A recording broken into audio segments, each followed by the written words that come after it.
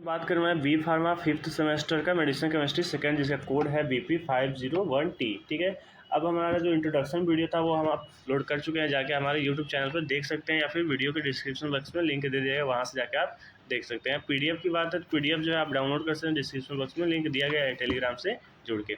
चलिए स्टार्ट करते हैं। तो आज हम पढ़ने वाले हैं क्या, हमने क्या देखा पहले उसको रिविज़न कर लेते हैं, उसके बाद हम देखेंगे कि आज क्या पढ़ने वाले हैं। तो देखिए हमने क्या देखा था, एंटी हिस्टामिन क्या होता है, एंटी हिस्टामिन एजेंट क्या होता है, इंट्रोडक्शन देखा था, हिस्टामिन देखा था, ऑटोकैट देखा था, स्ट्रक्चर ऑफ हिस्टामिन और स्ट्रक्चर ऑफ हिस्टाडीन का देखा था, इसका बायोसिंथेसिस देखा था। ठीक, तो यहाँ पे ये सारे हमारे क्या होते थे कंप्लीट हो चुके हैं। यहाँ तक लोकेशन, क्लासिफिकेशन, हिस्टामिन रिसेप्टर क्या होते हैं, इसके कंपाउंड, एग्जाम्पल सारे यहाँ पे कवर कर लिए हैं। बात करें तो आज का वीडियो बहुत ही इंपॉर्टेंट वाला, क्योंकि यहाँ पे हम पढ़ने वाले हैं सिंथेसिस डाइफेन हाइड्रामीन हाइड्रोक्लोराइड का। ठीक है, आपने देखा होगा कि सिंथेसिस का मतलब होता है प्रिपरेशन बोल सकते हैं, यानी कैसे इसको प्रिपेयर किया गया है। तो डाइफेन हाइड्रामीन हाइड्रोक्लोराइड जो है हमारा फर्स्ट जनरेशन होता है एंटी हिस्टामिन ड्रग का। ठीक है, इसका यूज मेनली किस में किया जाता है, एलर्जी में। एलर्जी क्या होता है, देखिए जैसे मान लीजिए आपने कुछ दवा खाया, फिर कुछ ऐसे फूड लिए जो आपके बॉडी में जाके इम्यून सिस्टम को एक्टिव कर दिए। रेडनेस हो सकता है, कोल्ड फील हो सकता है, फीवर आ सकता है, ये क्या होते हैं आपके एलर्जी के सिम्टम होते हैं। तो एलर्जी क्या होता है, कॉज करता है कोई ड्रग हो सकता है, या फिर फूड पार्टिकल हो सकते हैं, या फिर पॉइजन पार्टिकल जैसे सॉइल हो गया, बैक्टीरिया हो गया, माइक्रो ऑर्गेनिज्म। किसी किसी को फ्लावर्स के स्मेल से भी क्या होता है एलर्जी होता है। तो ये क्या करते हैं, किसके लिए यूज़ करते हैं, डाइफेनहाइड्रामीन हाइड्रोक्लोराइड का यूज़ करते हैं हम ट्रीटमेंट ऑफ एलर्जी। अब बात करते हैं इसके स्ट्रक्चर का।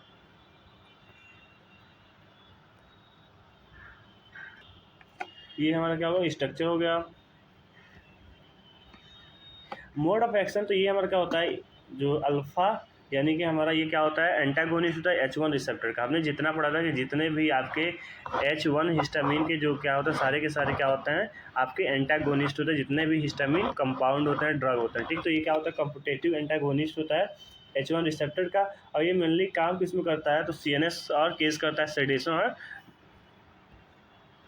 हमने यहाँ पे क्या किया है, डाइफेन मिथेन लिया है। उसके बाद हम इसका ब्रोमोनेशन कराएंगे लाइट्स के प्रेजेंस में, तो हमारा क्या बनेगा, डाइफेन ब्रोमोमीथेन बन जाएगा। ठीक, इसके बाद हम क्या करेंगे, इसमें हम ऐड करेंगे डाईमिथाइल मीन इथेनॉल ऐड करेंगे, तो हमारा क्या, ये हमारा क्या बनेगा, डाइफेन हाइड्रामीन बन जाएंगे। ठीक है, तो हमने क्या किया, डाइफेन हाइड्रा मिथेन लिया, उसका हमने ब्रोमोनेशन कराया, यानी कि तो हमारा बना डाइफेन हाइड्रा ब्रोमोमीथेन बना। ब्रोमोमीथेन में हमने क्या कराया, उसमें डाई इथाइल एमिनो इथेनॉल लिया, उसके बाद हमारा क्या बना, डाइफेन हाइड्रामीन बन गया। अब इसके देखते हैं मोड ऑफ एक्शन। तो इसका हम यूज़ करते हैं एलर्जी कंडीशन में, जैसे कोल्ड फीवर हो गया, पेन हो गया। हमने बताया कि एलर्जी में क्या होता है, आपके बॉडी में रेडनेस आ जाते हैं, पेन होने लगता है, कोल्ड फील करते हैं, हैवी फीवर आ जाता है, बुखार आ जाता है, वाटर आई का मतलब आँखों से पानी निकलना, कफ, रनिंग नोज हो गया यानी कि नाकों से पानी निकलना, स्नीजिंग यानी छींक बार बार आना, ये क्या होते हैं, सिम्टम होते हैं आपके एलर्जी के। तो हम इसमें ट्रीटमेंट करने में यूज़ करते हैं। उसके बाद क्या होता है, सेडेशन करता है, relax and fall has sleep, यानी कि जैसे नींद में कई लोग नींद में बड़बड़ाना शुरू कर देते हैं, तो उसमें क्या होता है, रिलीफ देता है।